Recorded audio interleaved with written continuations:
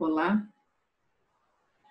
estamos aqui novamente para que possamos falar de mais um princípio dessa importante instituição que é o amor exigente.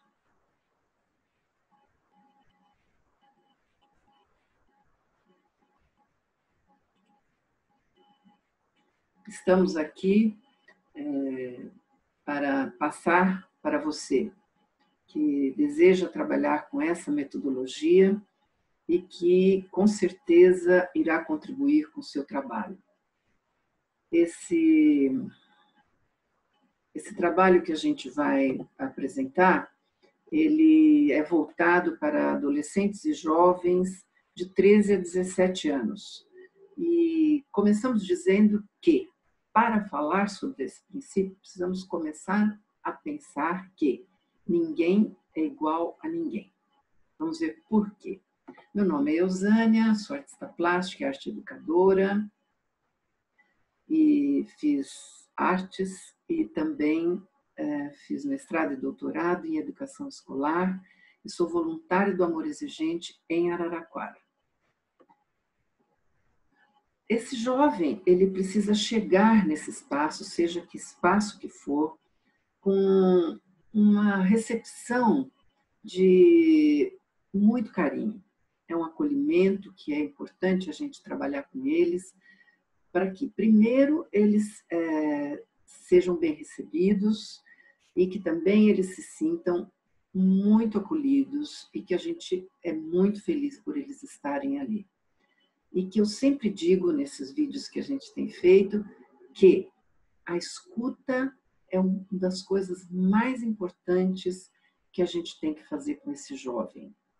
Muitas vezes eles querem falar sobre coisas e não encontram espaços para falar sobre isso. Muitas vezes a escola, com toda a dificuldade, com muitos alunos em sala, o professor não consegue falar sobre tantos assuntos que eles têm individualmente, né? Então, em casa, às vezes há uma dificuldade dos pais em falar sobre determinados assuntos, e nesse momento aqui, no espaço onde você vai trabalhar essa metodologia, é possível a gente ouvir, e se a gente conseguir retornar para eles algo de positivo, um estímulo para que eles saiam dali melhores, é para isso que a gente vai estar lá. A roda, então, é esse método, né, que facilita esse espaço para que a gente possa conversar, né, com respeito, de forma igual como ser humano, igual nesse sentido de igualdade, de respeito, de ética, de valor. Ninguém é menor que ninguém, ninguém é pior que ninguém. Então, nós não estamos ali para julgar de forma nenhuma. Então, a roda facilita essa nossa conversa, esse nosso encontro, né? E um momento de alegria, onde a gente pode fazer brincadeiras, jogos. Por isso que, às vezes, a metodologia ela não é uma coisa rígida de forma nenhuma. Ela tem que ter uma facilidade de perceber o que é que está se passando naquele grupo, aquele dia, o que de mais importante está participando. E na roda a gente vai perceber isso, seja pela questão do olhar, do corpo. E então é importante que a gente fique atento, né, ao que eles trazem. Às vezes a gente tem todo um trabalho preparado e naquele dia, naquele encontro, a gente tem que tomar esse cuidado. Eu trouxe aqui uma obra do Henri Matisse, né, que está aí com essa dança, com essa roda. Então, é bacana a gente também falar de arte, falar de cultura, estimulá-los a fazer arte, porque como o jovem e o adolescente, como eles têm algumas dificuldades de se expressarem, né, com outras pessoas, quando eles se encontram sozinhos, eles escrevem uma música, uma poesia, fazem um desenho. É ali que eles estão falando também. Na espiritualidade, como eu coloco, é importante a gente sempre ressaltar que ali na metodologia do amor exigente, nós não podemos ter nenhuma religião específica para trabalhar. Então, vamos procurar trabalhar dentro da espiritualidade e nunca trazer algo que seja, assim, com enfoque em alguma religião. A gente tem que trabalhar aspectos, assim, que são mais genéricos, né? E nesse encontro nosso, eu trouxe essa música do Benjamin Clementine, que é muito linda, e ele diz que, assim, eu não vou reclamar. Então, é preciso que a gente tenha fé, esperança, né? E vamos parar de reclamar e vamos agir. Então, vamos colocar a música para ouvir e vamos olhar a letra, né? O que é que a gente tem nessa música. E como eu disse no primeiro princípio, a gente tem uma estrada na nossa sala, né? Que é a minha sugestão, e aí é sempre bom a gente retomar essa estrada, né? Essa estrada a gente precisa de ajuda muitas vezes, e essa ajuda vem pela fé, né? Independente da religião, ela pode vir pela fé, que ela vai nos ajudar. Então, nós vamos ver hoje o quarto princípio. Ele é valorizador. Como é que é isso? Pais e filhos não são iguais. É claro, né? Nem nós somos iguais, nem professores, nem eu e você. Então, as pessoas são diferentes. Então, é importante que a gente tenha uma clareza de que cada um tem uma missão, tem uma responsabilidade. Algumas coisas que temos que entender, que nós temos que ter, que respeitar igualmente, né? Que são esses valores, é não termos preconceitos, é termos ética. Isso é para todo mundo, independente se é professor, se é pai, se é filho, se é criança, se é jovem. Nós temos que ter uma conduta que nos define regras e valores e normas. Isso para todo mundo. Mas que nós, dentro do nosso íntimo, nós somos diferentes muitas vezes. Nós temos maneiras de sentir as coisas que são diferentes um do outro. E aí o objetivo geral desse princípio é que cada um deve assumir o seu papel e as suas responsabilidades, né? Fortalecer a autoridade na sala de aula, fortalecer em casa, também fortalecer a autoridade das pessoas, dos mais velhos, em qualquer situação, né? Por isso, as regras têm que ser respeitadas. E aí, dentro dos objetivos específicos, a gente diz que para eles, né, que a gente tem que respeitar a hierarquia, isso existe. Dentro do grupo familiar, dentro da escola, seja o diretor, o professor, o bedel, quem quer que seja, tem o seu papel. E aí compreender que essas diferenças não é para ter divergência, ficar brigando e discutindo, né? Respeitar e pronto, dentro dos seus limites e dentro do seu papel, dentro da comunidade, né? E a gente tem que respeitar essas individualidades. Na primeira semana, a gente trabalha o eu. O eu significa o quê? Eu sou único, eu tenho características únicas, que são minhas, né? São singulares. E aí, quais são essas minhas diferenças?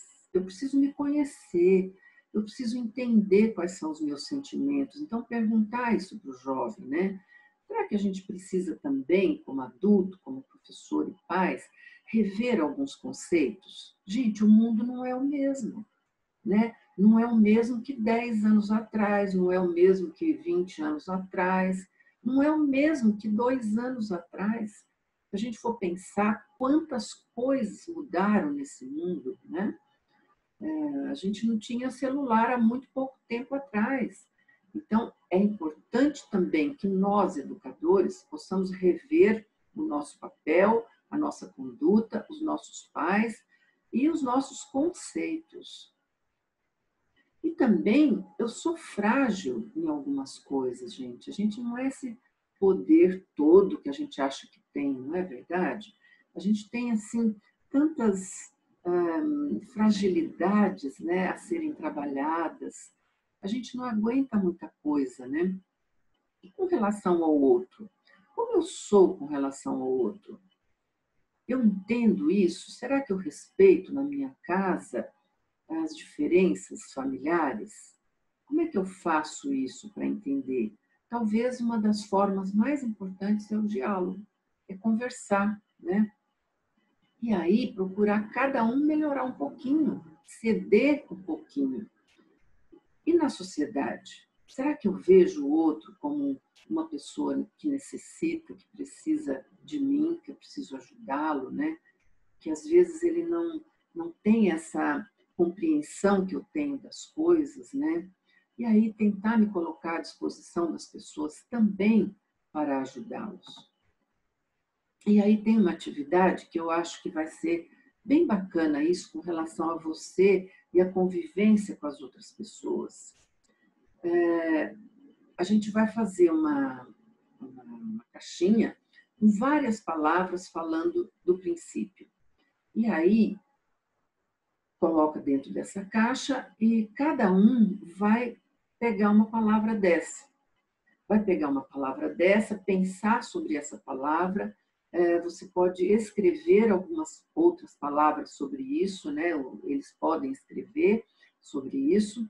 E aí a gente vai criar como se fosse uma orquestra. Como a gente não vai ter instrumentos, a nossa orquestra, os nossos instrumentos vão ser o nosso corpo. E aí é legal, eu trouxe aqui para vocês terem como inspiração os barbatu, que são bastante conhecidos, né? Eu trouxe aqui no YouTube, para quem não conhece, mas também tem o beatbox, que esses jovens eles gostam bastante de beatbox. E aí seria bacana, um grupo de um lado faria o som corporal, né? Com sons de corporais, né, de bater no peito, na boca, e o outro grupo criaria palavras. Então, enquanto eles vão tocando dentro de um ritmo, eu vou colocando as palavras que nós definimos dentro do princípio. E a gente pensar um pouco sobre isso, né? Que a gente deve se posicionar adequadamente, respeitando o momento do outro, porque não adianta eu querer tocar o meu corpo, os meus sons sem nexo em cima do outro, não. Por isso a gente tem que respeitar o momento. E tem um regente. Quem é esse regente?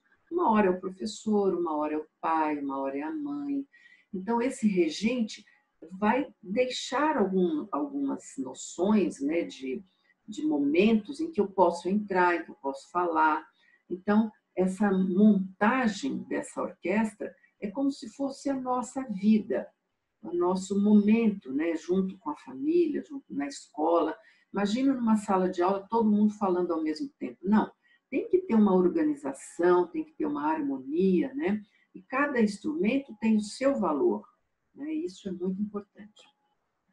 Aí vamos registrar no scrapbook, vamos registrar no diário, e aí para o próximo encontro a gente pode sugerir que quais são as diferenças físicas e de comportamento que você tem na sua família. Traz isso escrito, né? Ou um desenho assim de características. Ah, a minha mãe é mais brava, não, meu pai é mais tranquilo, meu pai é mais bravo, meu irmão é assim. Traz essa ideia vamos dizer, essa fotografia, né, dessa família, para a gente conhecer um pouquinho quais são as diferenças. E depois, na próximo encontro, a gente vai conversar sobre isso. A meta, então, pode ser essa, que a gente falou agora, que acho que é bem legal, ou alguma outra que eles sentirem necessidade, né? Que muitas vezes eles se enxergam com alguma dificuldade, e aí é muito bom que a gente deixe com que eles façam essas metas para que eles possam melhorar. E aí vamos fazer a oração da serenidade para terminar esse nosso encontro que foi tão importante para mim. Espero que para vocês. Eu seguro a minha mão na sua e uno meu coração ao seu, para que juntos possamos fazer aquilo que sozinho eu não consigo.